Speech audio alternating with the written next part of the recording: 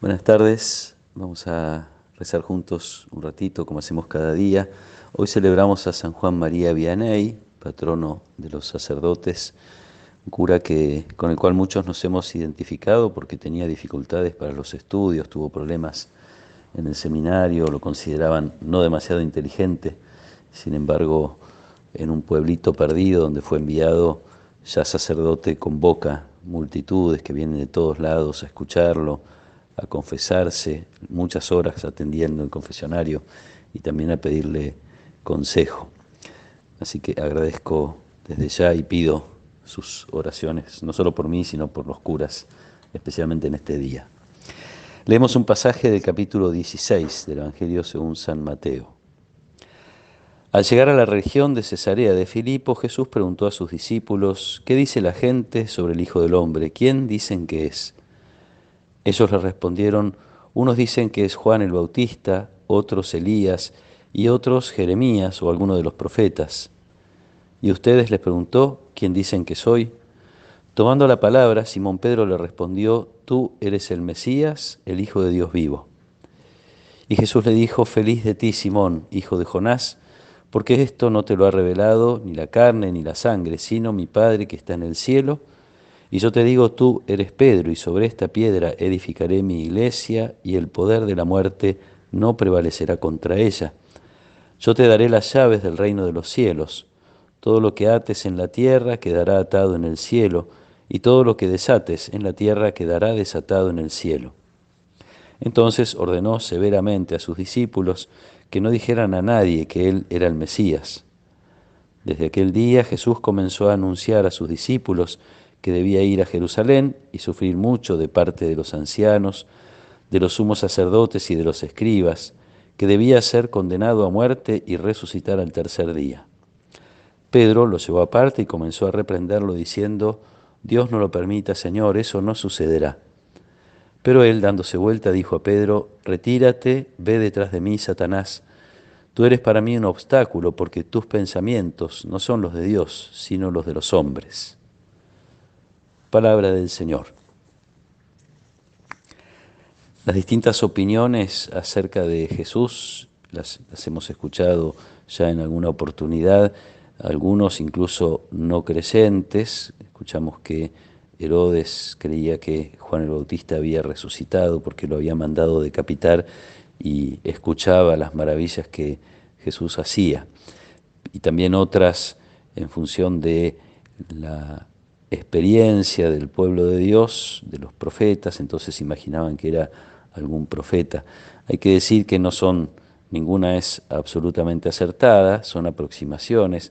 También es notable que no aparecen ninguna de las posturas más negativas, que también las hemos escuchado en el Evangelio, especialmente de parte de las autoridades religiosas. Este expulsa a los demonios por el poder de Satanás, cosas un poco más terribles. Sin embargo, en medio de todo eso, Jesús está buscando la opinión de la gente después de algún tiempo de haber ejercido su ministerio, de haber mostrado signos de Dios en su vida, signos de la presencia del reino, y también quiere saber qué piensan los 12, estos más cercanos.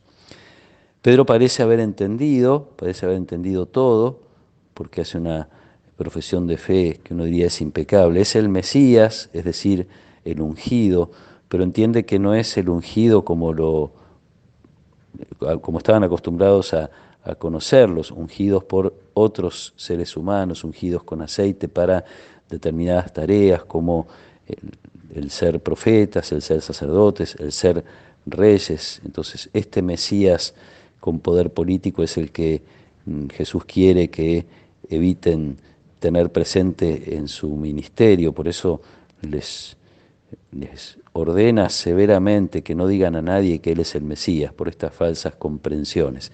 Pero agrega Pedro: el Hijo de Dios vivo.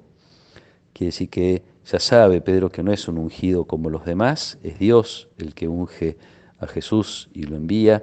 Esta expresión, Dios vivo, es una expresión común para desacreditar a los falsos dioses. Escuchamos y leemos en la Biblia que los dioses paganos son hechura de manos humanas, tienen ojos y no ven, tienen oídos y no oyen.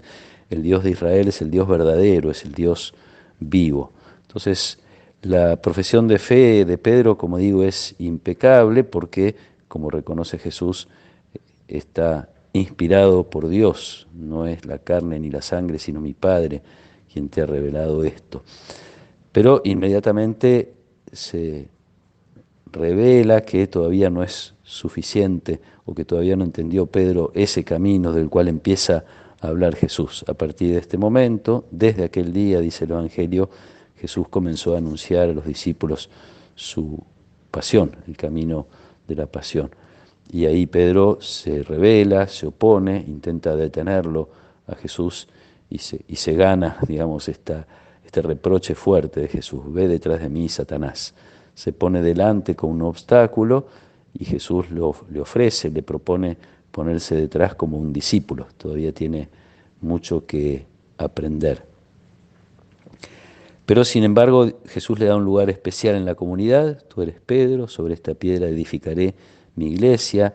Este es fundamento de nuestra fe en el papado y en los papas en general a lo largo de la historia, en cuanto son inspirados por Dios para sostener a la iglesia, para conducirla, y en cuanto sobre todo son garantía de la comunión y de la fuerza que tiene esta comunidad, esta iglesia en el mundo, fuerza contra el mal. El poder de la muerte no prevalecerá contra ella, promete Jesús, algo que a lo largo de la historia se ha podido comprobar.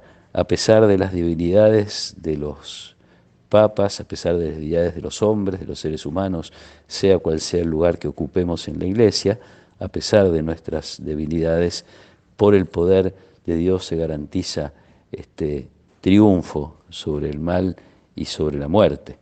Pedro tiene las llaves para dejar entrar a la iglesia, para permitir el ingreso, en definitiva, también al reino, que es, sabemos, mucho más grande que la iglesia, pero en contraparte con lo que Jesús había dicho de los fariseos, de los escribas o de las autoridades religiosas de su tiempo en general, no dejan entrar, no entran y no dejan entrar. Un obstáculo para que la gente se pudiera acercar a Dios eran precisamente aquellos que estaban enviados a ser mediadores.